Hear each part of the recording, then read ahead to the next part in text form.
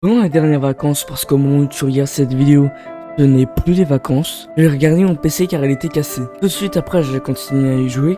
Au fur et à mesure du temps, ça s'est calmé, mais je suis retombé en découvrant un nouveau jeu, Black Rock Rescue Mission 5 sur Roblox. J'ai commencé à y jouer 7 heures, voire plus par jour. Du coup, j'en avais marre et j'ai décidé de faire une détox en stabilisant à 1 heure par jour. Puis quand ça sera fini, j'arrêterai enfin le jeu vidéo.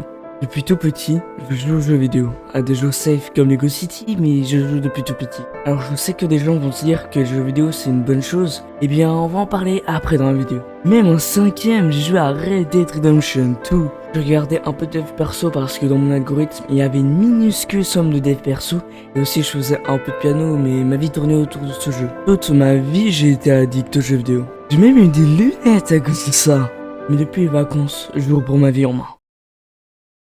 Les vidéos c'est peut-être bien sur le moment, mais ça reste de la gratification instantanée. Ça baisse la testo, ça te fait prendre du temps parce que si t'es addict, t'inquiète pas que tu vas voir le temps disparaître. Oui, mais tu sais pas que les jeux vidéo ça déstresse et puis ça augmente les réflexes. Pour les réflexes, je veux bien croire, mais les jeux vidéo ça déstresse sur le moment, ton bonheur il monte, puis après tu vas payer encore plus stressé que t'étais avant. Oui, c'est le principe d'une addiction.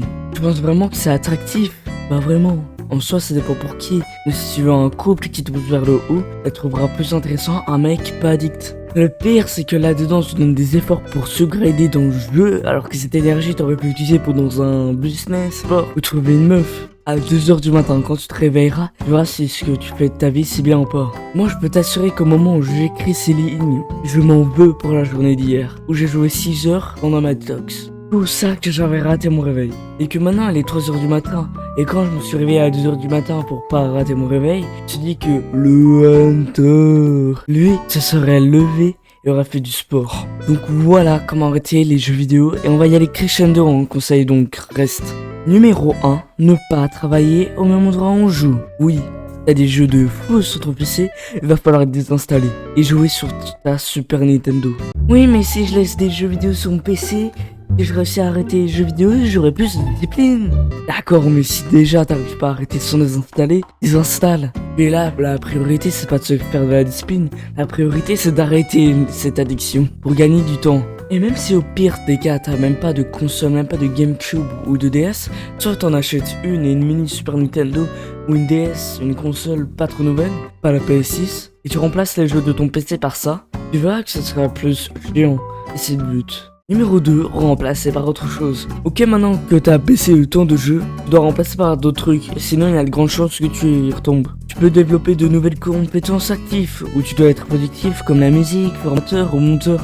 Moi, ce que je fais, c'est que j'ai un planning du coup, quand je joue pas, je suis ce planning automatiquement. Plus c'est ce que je te recommande, avoir un planning.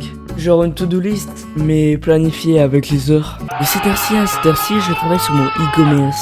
De cette heure-ci à cette heure-ci, je fais caca. Oui, mais faut pas vivre comme un robot, en plus c'est stressant. Ta gueule, on me l'a déjà dit, ça c'est absolument faux. Et t'arrêtes toutes ces merdes, jeux vidéo, réseaux sociaux, porno, et que tu commences à travailler, à faire du sport et tous ces trucs que cette communauté fait, tu verras que tu seras heureux. Donc vas-y maintenant, fais un planning et respecte-le, suis-le à la seconde. Numéro 3, améliore ta santé mentale.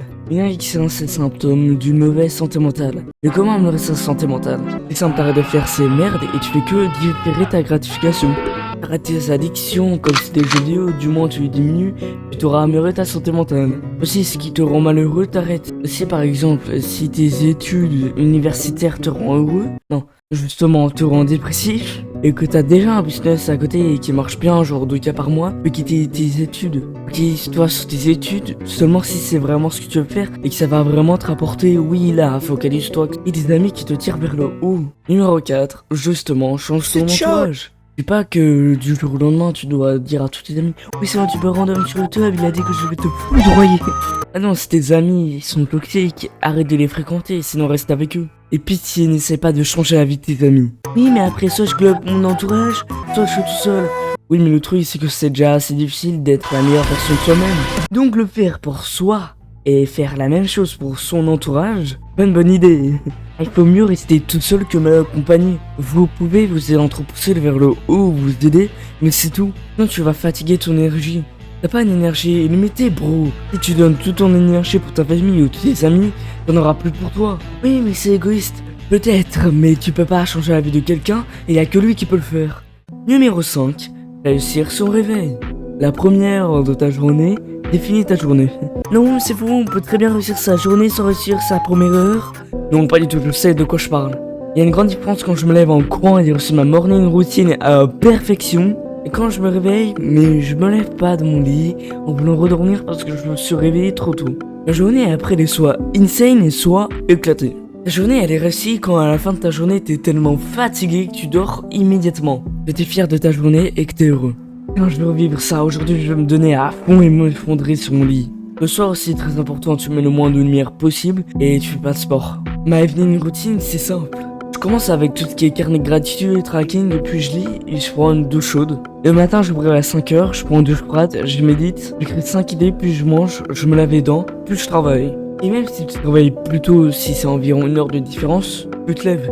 Si c'est plus et que tu te sens fatigué, tu te rendors. Mais par contre, si tu te réveilles encore une fois, tu te lèves et tu combats guerrier.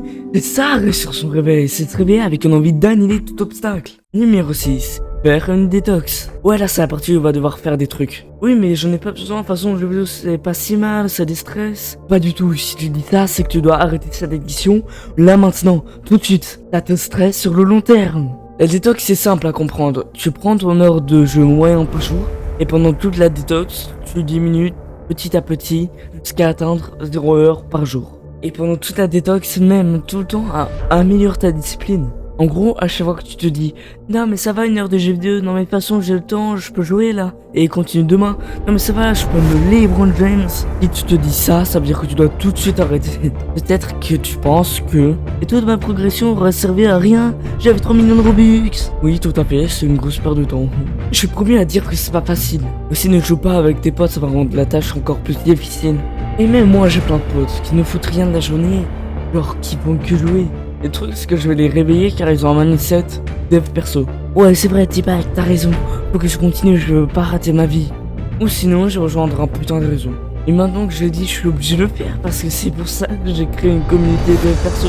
Et pour qu'on s'entre tous vers le haut. Abonne-toi, on va devenir la meilleure version de nous-mêmes. A plus.